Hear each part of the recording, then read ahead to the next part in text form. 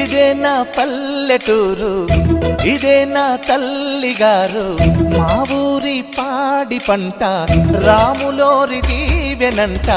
తల్లి గోదావరి నీళ్ళు కడిగ సీతమ్మ పాదాలు ఊరంతా హాయ్ హాయ్ హాయ్.